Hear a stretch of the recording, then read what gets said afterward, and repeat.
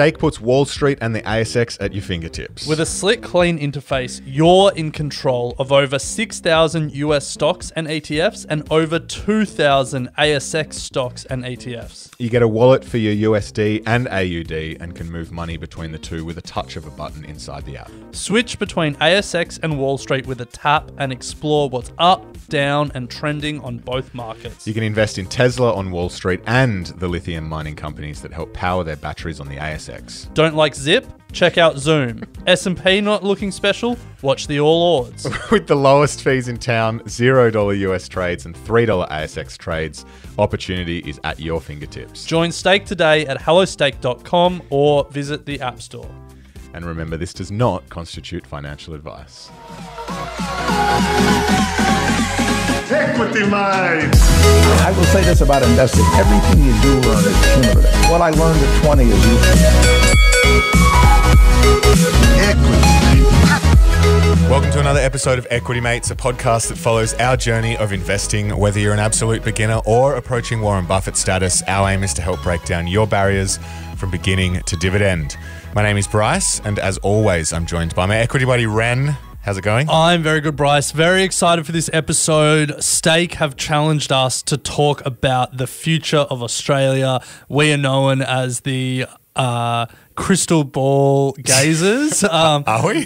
What's the oracles of Darlinghurst? There we go. No, but look, investing is all about looking into the future, and with Stake, you can stake your claim to the future and invest on Wall Street and the ASX, and we get the opportunity to look at some industries that might drive Australia's future economy might look like. That's it, Ren. So head to hellostake.com to find out more about $3 ASX brokerage and everything else that they offer.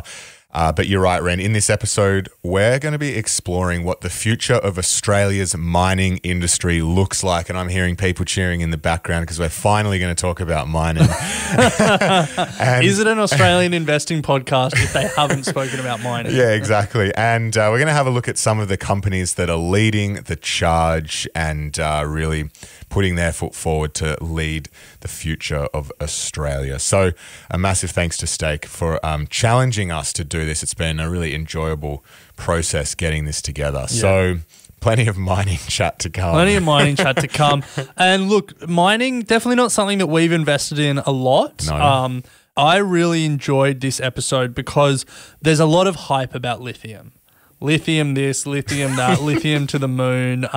Elon needs more lithium. Yeah. And Australia is blessed with massive lithium reserves. And we will talk about lithium, don't worry. But there's a heap of other minerals that we're also going to talk about that you maybe haven't heard a lot about. Like Snap Quiz, Bryce, what is potash used for? Potash? Yeah. It's used, one word. Oh, potash.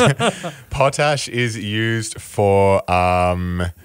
let me guess, not sure, farming of some sort. Yeah.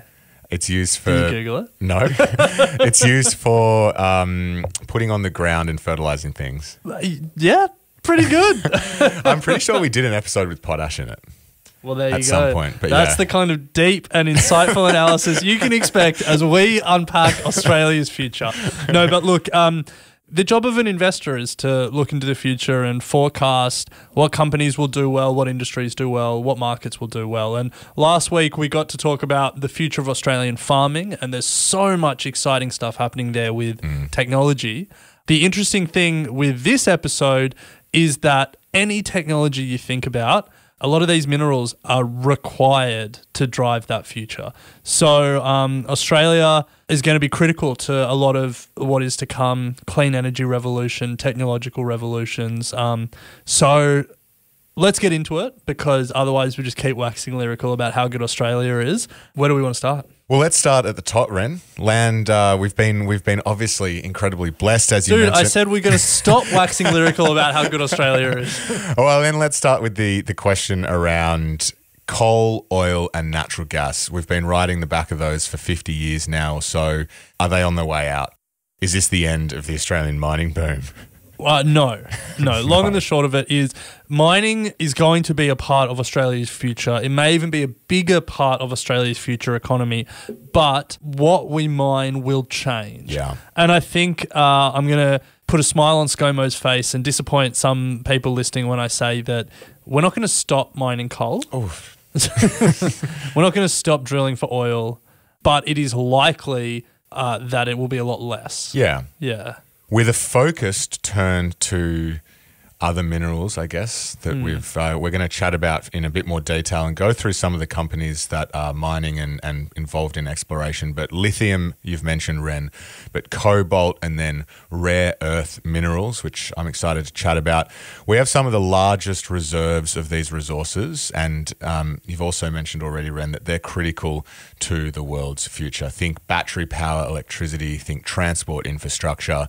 These minerals are key to that. So, Bryce, to answer your question, does this mean the end of Australia's mining industry? No, there are 3 guarantees in life: death, taxes, and a healthy supply of ASX-listed mining explorers. Love it, love it. So let's talk about the industry today before we talk about what the future might look like. Not surprising to start here. It is a critical industry to Australia's economy. Yeah. It is huge. So a few different sources had a few different numbers. So take these numbers as ballparks, but in 2019 to 2020, Australia's mining industry was worth $202 billion, 10% of Australia's economy. Wow. Not small. That's significant, yeah. But then in another source, this is obviously a year later, so 2020 to 2021, after exceeding $300 billion for the first time, and then the forecasts were that Australian mining industry was going to grow to $379 billion this year. So Seriously either it grew at 50% in 1 year, in one COVID-affected year, from 202 to 300. Didn't we go through a price? Didn't the price go crazy? True. Yeah, iron ore went nuts. It went nuts. Coal went nuts as well, Coal- actually. Yeah, coal went nuts. Yeah. Yeah, So, maybe it was, yeah, makes you're sense. right. Yeah. So good on mining, I guess. Good on mining. Good on China's continued demand for resources. In terms of how many people the industry employs, 240,000 people was the number that we could find, and then so directly employed, as in like 4 mining companies in mining services, and then 1.1 million direct and indirect. So the indirect captures, all the employment that's created around mines in mining towns and stuff like that. Given that Australia has a population of 25 million, are we talking 26 maybe 26, now? Yeah. 1.1 million direct and indirect jobs is huge. It's a lot. So let's start there. Politically, whatever you think of Australia's mining industry, it's massive. Yeah. Biggest industry? Potentially, I think, or I don't know. I'm not going to start throwing industries out there, but it would be up there, if not the biggest. Okay. So, Ren, let's have a chat about the subsections. We've broken them up into in part of this industry that's going out of favour, industry that is unlikely to change, and then parts of the industry that have a bit of tailwinds behind them. Yeah, and let's move quickly through the going out of favour, because that's the political ground. Yeah. No one is going to get angry at us and send us angry emails if we talk about lithium for 20 minutes. Well, watch this. How quick's this? Going out of favour, coal, oil, natural gas. Not bad. Can we go any faster? Not bad. No, look, we know coal's going out of favour. The UN is pushing for global phase out by 2030. Over 40 countries have pledged to phase out coal at COP26 in Glasgow. Australia does obviously still see it as part of our economy going forward. The current government sees it as a bigger part of our economy. This is completely unrelated, and this is political ground that we'll get emails about. But I just didn't know this. Did you know Adani changed their name? No, I didn't. Adani changed their name to Bravas? Is this just to kind of make people forget about Adani? Maybe. Bravas is also Latin for brave. Oh. So read into that what you will. But yeah, their Carmichael mine got approved. Construction has begun. The life of that mine will be a while. So coal isn't going anywhere. But I think the important thing to note is that even beyond that, regardless of your political stripes, coal will likely have a place going forward, just likely a smaller place. Thermal coal is what we use to create energy, but coking coal is used to do things like power steel furnaces to turn iron ore into steel. No one is saying that steel is on the way out. No. So we did an industry deep dive on oil earlier this year, and we spoke about a number of different projections about what the future of the oil industry was. The US thinks that we'll be producing more oil in 2050, but most people think we're probably going to halve our oil output between now and 2050. Yeah. It's probably a similar story for coal. It's going to be less, but it's not going to be zero. It's not going to zero. So I think coal, oil, natural gas, we're not saying that they're not going to play a role in Australia's mining and resources industry going forward. We're saying it will probably be a smaller part of the pie. Yeah. And given that coal today in Australia is a $50 billion a year industry, that's a big gap to fill. Yeah. If it goes from 50 to 25, say, and I'm just pulling numbers out of my ass, but 50 to 25, that's $25 billion worth of GDP and tax revenue and jobs and everything else that needs to be filled. Well, hopefully it'll be filled by some of parts of the industry that have those tailwinds. But before we jump to that, a subsection that is unlikely to change, we've got gold, iron ore, copper, lead, diamonds, zinc, you name it. Hold on, you skipped one. Rutile. No idea what it is. So gold, Australia is in the top 3 global producers of gold. It's our 3rd major commodity export. Gold's used in a number of manufacturing processes around the world, so it doesn't feel like it's going to be going anywhere. Obviously, iron ore, steel production, it's our top export. It's here to stay. And then everyone's looking for diamonds, so that's not going anywhere either. So rutile is used to produce light, strong, corrosion-resistant titanium metal for use in aircraft, spaceship, motor vehicles, and desalination plants. There you go. Pretty important. Pretty important. I'd say even potentially should be in the next section. Growth. Yeah, growth. Well, I think let's just be clear that we're saying that it's unlikely to change. Gold. If the gold price goes up because inflation is rampant and and Bitcoin isn't a good hedge against inflation, then obviously we're going to keep exploring and trying to find more gold deposits and mining those gold deposits. Iron ore, the world is going to keep building things as the world gets more urban and we need to build more cities and we build more skyscrapers and more transport infrastructure, etc., etc. Demand for iron ore is probably only going to go in one direction. Same as copper, same as diamonds, a lot of these minerals that we mine and we have established industries for, they'll probably grow still. Yeah. We're not saying they're not going to grow, but the tailwind that we're about to talk about is next level. Well, let's talk about that, Ren, because now we move to the part of this episode where we really do discuss the future of mining in Australia. That's right. And Stake have asked us to talk about what the future is, and they're all about allowing people all around the world to stake their claim to that future. And this is where it gets really exciting for a country that is blessed with minerals. Because the future is the future is mining? I don't know. The future is minerals. But let's start with what the predictions are broadly. Well, the World Bank report Minerals for Climate Action has found that production of minerals such as graphite, lithium and cobalt could increase by nearly 500% by 2050 to meet the growing demand for clean energy technologies. And the IMF suggests that Australia is in a pole position to benefit from a 6-fold increase in demand for so-called critical minerals to hit our targets of net zero. So last week we spoke about pole position for the agricultural opportunities that we have. Now we've got pole position for the mineral opportunities. It's almost as if we chose these topics deliberately. It's all falling into place. There's a reason we didn't do software as a service in Australia's future. We're in the box seat here to take advantage of the demand that's going to come for all of these minerals for climate action. Additionally, there's a report from the Department of Industry, Science, Energy and Resources that indicates there are over 250 mining projects under development in Australia at the moment. And I think we can safely say that of those 250, not a lot of them are new coal mines. No. Well, I hope we can safely say, but a lot of them are these minerals critical to our journey to net zero and also sort of required for new technology. So let's talk about some of them. Let's get specific. Yep. The IMF identified 4 critical minerals that are required to reach net zero: nickel, copper, lithium, and cobalt. The IMF expect cobalt production needs to double by 2050, nickel production needs to increase 4-fold by 2050, and lithium and cobalt need to lift 6-fold by 2050 if the world is to reach net zero. Now, Bryce, you know something about those minerals? They're all mined in Australia. They're all mined in Australia. What a guess. Just as a side note here, there needs to be an ETF that captures these minerals. If there isn't one, I've done no research That's on a that. really good shout. Yeah, like just an ETF that's like, you want access to nickel, copper, lithium, and cobalt that are critical minerals for net zero.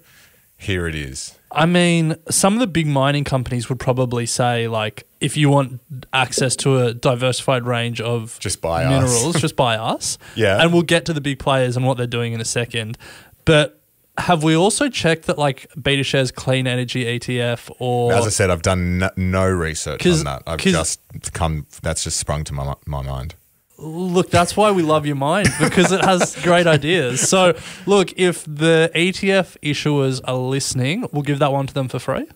Yeah. And if the ETF issuers are listening and saying we've already done it, apologies. we did no research. But anyway, back to the task at hand, Ren. Why these minerals? So, Bryce, Yes. 4 key minerals that the IMF identified: Yep. copper, nickel, lithium, and cobalt. Mm-hmm. I'm going to do a little bit of a pop quiz with you. Okay, hit me. All right, let's start with copper. Where do you think Australia ranks in terms of copper reserves? Well, I mean, if we're in the box seat for these minerals, I'm going to have to say we're in the top 3. We are in the top 3. We're second to Chile, who are number 1. Okay. So not bad. Not bad for Chile. Let's go nickel. Where do you think we sit there? Similarly, but I'm just going to say we're pole position. We are second there again. Lithium, what do you reckon? Got to be number 1. No, we are second. Chile again is really? ahead of us, but right now we are the world's largest producer. Yeah, I got my follow-up question is how does Chile rank on the production side of all this stuff? But that's another podcast. Let's keep going. Well, it's not really. It's really just another Google search. They're second. So in 2019, which is just what Google has given to me, we did 42,000 tons. They did 18,000. Okay. China third, 7,500. Okay. I assume that 42,000, they don't have the unit, but I'm going to assume it's tons. Yeah, right. It's tons. Okay, nice. All right. Anyway, now let's get back to the game. You're doing pretty well so far. Okay. What have we done? We've done copper, we've done nickel, we've done lithium. Yep. Last one, cobalt. Where do you reckon? Well, the theme seat feels like we're second, so I'm going to go second. We are second. And Bryce, I've got to say, if you want to hear an absolutely fascinating story, the number 1 producer of cobalt in the world is not Chile. Okay. It's the Democratic Republic of the Congo, and the story of their cobalt wealth and what it has done to that country is fascinating. Ruined it? No, not yet. I mean, like, there's obviously what do they call it? Dutch disease, when a country is like blessed with resources and that causes problems. Chaos, yeah. There was a podcast, and I can't remember which one because it deserves a shout out. I think it was Today Explained. They did an episode on, they sent a reporter to the DRC, and it is apparently just like there is just wealth. Like, Oh, wow. There's obviously a lot of issues with like how it's mined in certain places and a lot of illegal mines and stuff like that. It's crazy that like demand for cobalt is so high, and the DRC I think has they produce about 60% of the world's cobalt at the moment. Really fascinating story. You know what I'm going to do? Rather than just waffling on and on about it, I'll find it and I'll put it in the show notes. Maybe, hopefully. No, I'll do it. I'll commit to it. Okay, good. Commit to it. All right. So before we move on to some of the major players who are leading the way with these 4 minerals, nickel, copper, lithium, and cobalt. Controversially, Ren, we haven't discussed uranium. Where does this come into the conversation, or does it? Well, it definitely does. People are divided on whether nuclear power is required to hit net zero, but I think more and more people realise that nuclear power is part of the energy mix required. Australia is the world's 3rd largest producer of uranium, and BHP have the world's largest deposit of uranium at their Olympic Dam in South Australia. So again, another resource that we're blessed by. Wherever you, again, sit on the political spectrum of is it safe, do we need it, all of that stuff. The fact of the matter is there's a lot of nuclear energy that's produced today, and we can continue to mine it and export it. And I think there's not going to be less produced in the future. Yeah. But there's also some other minerals that we didn't touch on. So If you're going to produce a battery, you need a lot of the minerals we touched on. You need lithium, we're the world's largest producer, second largest reserves. You need nickel, we have the world's second largest reserves. You need cobalt, which we have the second largest reserves. We've spoken about those. You also need graphite. Now, we're not strong on graphite. Australia, not that strong. But the US just put $100 million into a Australian graphite producer. So we'll talk about that briefly because that's an interesting story. And you also need manganese. Now, Bryce, where do you think we rank in the manganese reserves? Production. I've got the production. I mean, got to be top 3. We are third. Nice. So again, we're up there. We're up there. We're right up there. We're right up there with a lot of this stuff.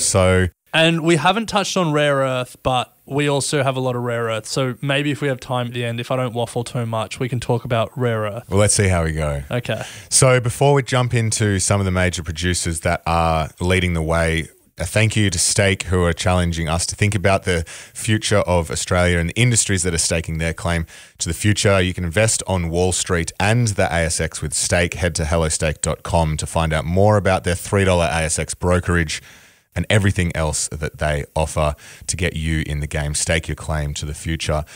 So, Ren, let's start with the big guys. I've just Googled Democratic Republic cobalt mining, and the headlines are not good. Let's not get caught up on that. Let's not get caught up on that. That's why Australia needs to mine more of it.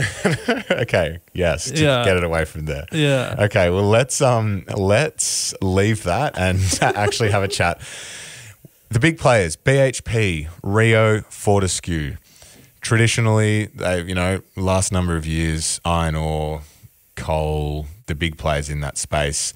But they're really showing us where the industry is going and are pivoting in this space. Yeah, Fortescue less interesting than the other two because they're iron ore pure play, but the interesting pivot they're making is into hydrogen. Yep. But I think BHP and Rio are the really interesting stories here.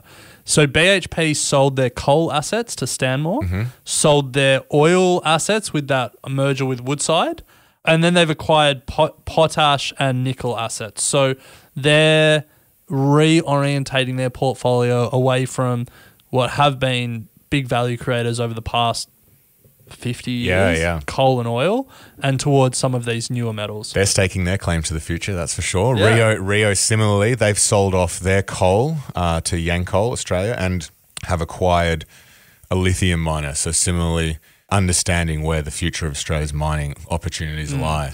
And like we say, the future of Australia's mining, but these two companies in particular are not constrained to Australia. No. They're biggest miners in the world. Yeah. And so they will be reorientating their portfolio globally around some of these new opportunities. Yeah.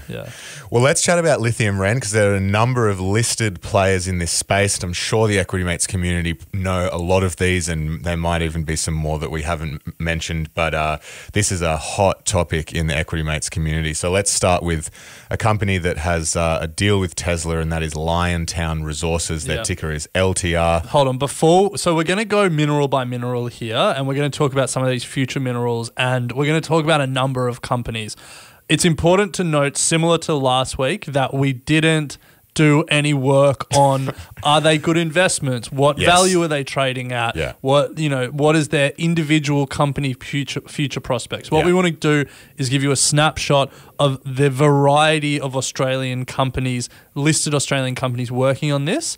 But what we're going to do is throw so many companies at you that it can't possibly be construed as financial advice because no one could possibly invest in all of them. So we're going to force you to do your own research by throwing so many companies at you in the next 20 minutes. So here, yes, good disclaimers. So Liontown Resources, ticker is LTR. They've signed a deal with Tesla to supply up to 150,000 tonnes per year of spodumene concentrate. Someone's just going to clip us mispronouncing all these words. Potash, spodumene, all this stuff. So just get ready for that. There you go. They have a $3.65 billion market cap.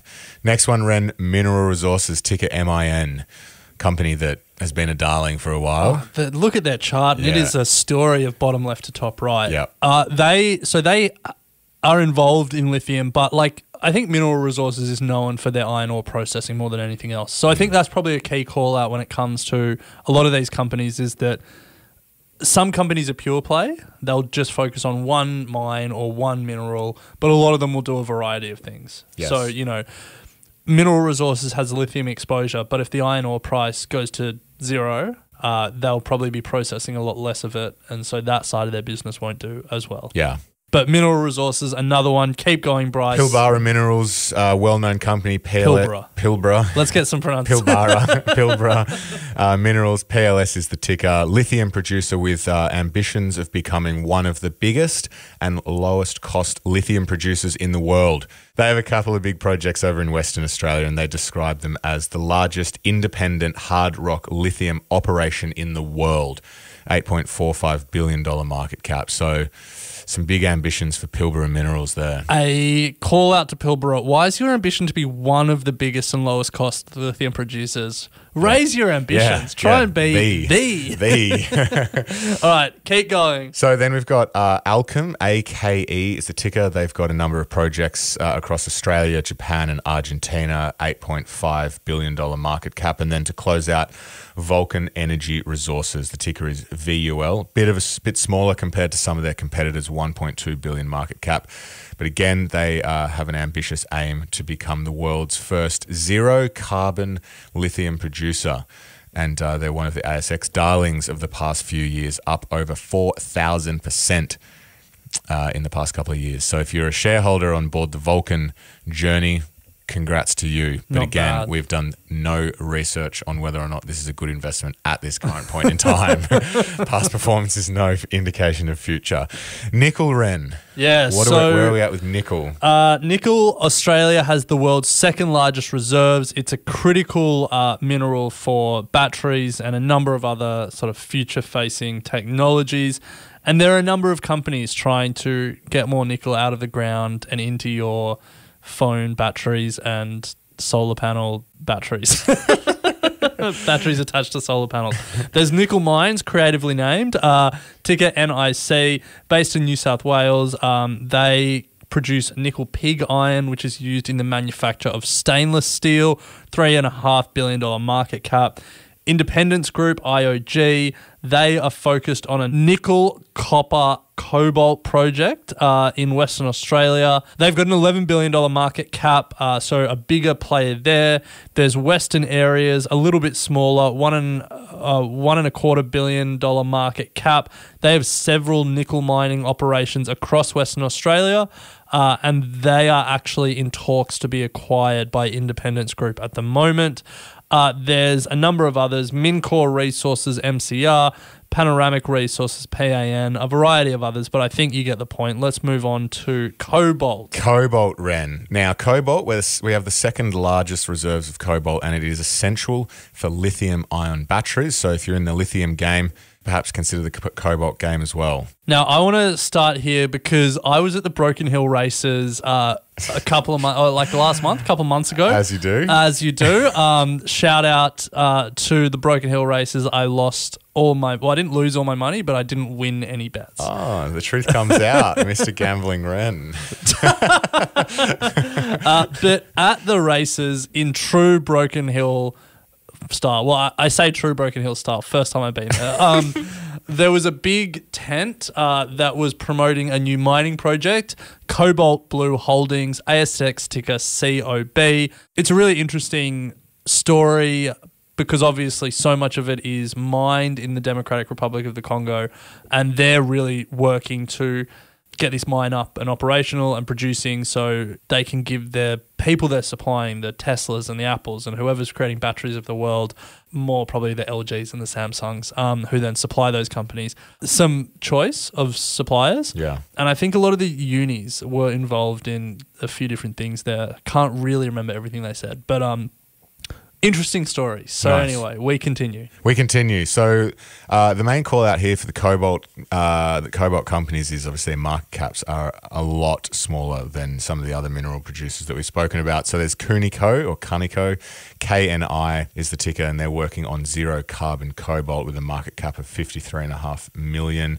Aeon Metals, the ticker is AML. They are discover, acquire, and develop cobalt resources here in Australia, $60.5 million market cap. Andrea Resources, ARL, have a couple of projects over in Kalgoorlie in Western Australia, and they have a market cap of $326 million. And then to close out, Javoy Mining, JRV, mostly they mine overseas and have a $1.47 billion market cap. So 6 companies in the cobalt space, if you're interested in checking those out to complement some of your lithium stocks. Manganese, Ren, third largest producer of manganese here in Australia. Manganese. Anyway, so manganese is essential for steel. I think over 90% of manganese mined is used in producing steel. There's a few companies in Australia, all again, 2 quite small. So Firebird Metals, FRB, 18 million market cap, tiny company. And then Parenti Global, PRN, they have operations across 13 countries. I think maybe more than just manganese. $500 million market cap. And then there's a company that we don't speak about a lot, but does a lot. It was spun out of BHP. A lot of BHP's, I guess, underloved or unwanted assets at the time. South 32, they've got mines in Australia, South Africa, and South America. Are they called South 32 because all of it's like 32 mines south of the equator? Yeah, I think so. Well, let's go with it because they're not here to correct us. No. But they've got a $24 billion market cap. They have manganese mines.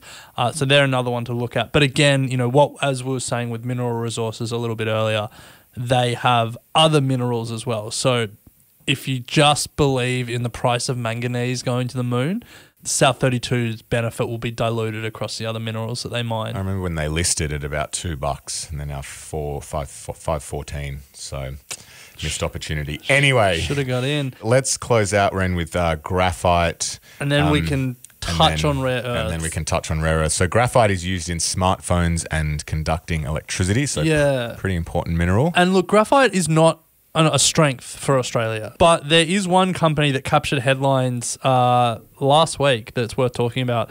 Syra, SYR, listed in Australia, but they mine graphite in Mozambique. Joe Biden, the headline said Joe Biden backs Syra, but that's not Joe Biden purposely backed. Not a great headline from the AFR because the US Department of Energy backed Syra. They have given them a 145 million Aussie dollar loan to secure battery-grade graphite for American car makers such as Tesla. So I think it entails them expanding US operations. I think they've got a plant in Louisiana that will allow them, according to the company, the US government loan will enable them to expand further and quadruple production at this American plant. So it's an Australian company that mines in Mozambique that has processing plant in Louisiana. Go Sierra. It's Australian listed. Yeah. But that's not a mineral we're strong in. So look, I think a lot of these minerals, to sum it up, a lot of these minerals that we've spoken about are key components in batteries. But batteries are going to be the drivers of so much because everything is being electrified, from the phones that we use to the computers that we're staring at now to the cars that we will eventually drive in when we can afford a Tesla. Battery, and to the grid scale batteries that store solar energy and wind energy and power everything. That's directionally where the world is heading, and Australia just happens to sit on a lot of those critical components.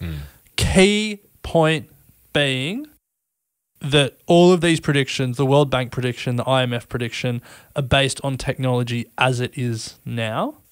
There is always the possibility that we find new ways to store electricity and we don't need some of these minerals. Really exciting time for Australia's future. That should be the headline. The subheading should be always watch out for disruption. Well, Ren, let's close out with rare earth minerals. We spoke about it at the top of the show, and you've mentioned that the minerals we've spoken about are part of the batteries that are going to be driving this change going forward. But there are a lot of minerals that are involved in other components, magnets, motors, metal alloys, electronic and computing equipment, batteries, everything, medical imaging. And these are minerals that are those rare earth minerals. And I remember speaking to Julia Lee at one point. She was a big fan of Lynas, and that is one of Australia's rare earth mineral producers. Their ticker is LYC. They have two major operations, a mining and concentration plant in Western Australia and a refining facility in Malaysia with an $8.5 billion market cap. Another, I guess, well-known is Iluka Resources, ILU is the ticker. You mentioned Sierra, and Ren, they have just been lent $1.2 billion from Australian government to build a domestic refinery to make the separation of rare earth elements that is traditionally dominated by Chinese suppliers to bring it back on home soil. And then to close out, Arafura Resources, ARU, $604 million market cap. Vita Metals, VML. Vital. I don't know what I read there. Vital Metals, VML, who are aiming to become the lowest cost producer of mixed rare earth oxide outside of China. And they have a market cap of $263 million. And then Northern Minerals, NTU, they're an explorer and they have a market cap of $250 million. So I love it that a lot of these companies, not just in rare earth, but across all these minerals, are all aspiring to be the world's lowest cost producer or refiner or whatever it may be. I mean, you love the ambition. Love the ambition. It should be said that you could go to any mining country. Have the same you go ambition. to China, you go to Canada, you go wherever, and they will all be trying to be the lowest cost producer. Absolutely. Yeah. I mean, that's the game when you're a commodity. Yeah. That's literally it. We should say that rare earth, Australia isn't as strong. So rare earth is dominated by China. China is the biggest producer. It has the biggest reserves. It has more than double the next largest reserves. And then those next largest reserves are in their neighbor in Vietnam. But then Brazil, then Russia, then India, then Australia. Australia has about a tenth the reserves of China. It is still 4.1 million metric tons. Significant. So not small. Get that out of the ground. But yeah, Lynas is the one that's spoken about a lot in the Equity Mates community. There's a few others. We should say that these are the main minerals we've touched on, but there are other ones. But I think this gives a snapshot of what, I guess, the government, what the mining industry, and what a lot of investors hope fills the coal-sized hole in Australia's mining taxation revenue and you get what I'm saying. Yeah, I get what you're saying. Well, Ren, look, there are a number of companies that are obviously staking their claim to the future by pivoting their businesses to these future minerals that are going to be playing an ever more important part in our transition to net zero. It's great to see that Australia is in pole position to take advantage of this, and obviously there might be some great investment opportunities that come from this. So a massive thank you to Stake. Invest on Wall Street and the ASX with Stake, and head to hellostake.com to find out more about $3 ASX brokerage and everything else that they do. So, Ren, it's been great unpacking the future of Australia's mining industry. Yep. Can't wait to see this all play out. It is currently playing out, but it's only going to get bigger, you would imagine, unless there's disruption and all those other caveats that we got to put on it. So and like the biggest caveat is the mining industry doesn't change. Like the mining industry is still full of explorers that are getting land, like rights to land, and trying to find deposits, and many of them don't. Yes, that's it. And that doesn't change if you're searching for lithium or coal. That's it. The industry is the industry. You got to know what you're investing in. Is it an explorer? Is it someone that's developing a mine? Or is it a major? Where are they in the production process? How much have they found? How easy is it to get those deposits? How much will it cost to extract those deposits? All of those questions are still the questions. But what is exciting is that Australia will be digging things up from the ground for generations to come. That's it. So stick around. We've got our third and final episode in the Future Industries of Australia series coming up next week as we discuss advanced manufacturing, one that I'm really looking forward to. So much going on in that space. 3D printing, robotics, automation, you name it, it's all happening, and we are right in the thick of it. So we're going to pick that up next week, all thanks to Stake. Ren, it's a pleasure as always. We'll chat next week. Sounds good. Bryce, I'm going to coin a saying at the top of this ad read. Oh, here we go. There's opportunity in the market on any day that ends in a Y.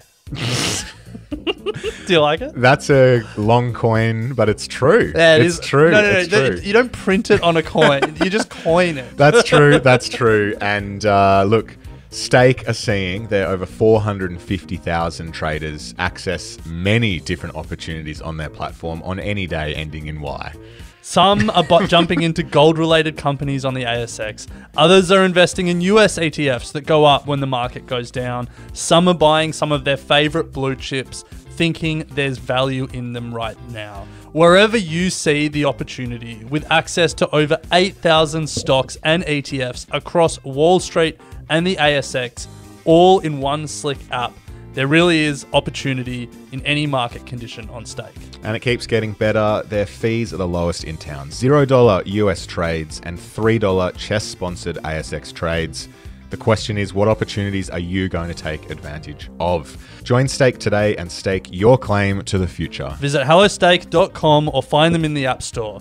This is not an opportunity you'd want to miss. And remember, this does not constitute financial advice.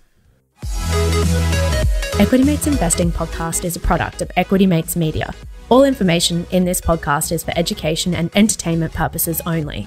It is not intended as a substitute for professional finance, legal, or tax advice. The hosts of Equity Mates Investing Podcast are not financial professionals and are not aware of your personal financial circumstances. Before making any financial decisions, you should read the product disclosure statement and, if necessary, consult a licensed financial professional. Do not take financial advice from a podcast. For more information, head to the disclaimer page on the Equity Mates website, where you can find ASIC resources and find a registered financial professional near you. In the spirit of reconciliation, Equity Mates Media and the hosts of Equity Mates Investing Podcast acknowledge the traditional custodians of country throughout Australia and their connections to land, sea, and community. We pay our respects to their elders past and present and extend that respect to all Aboriginal and Torres Strait Islander people today.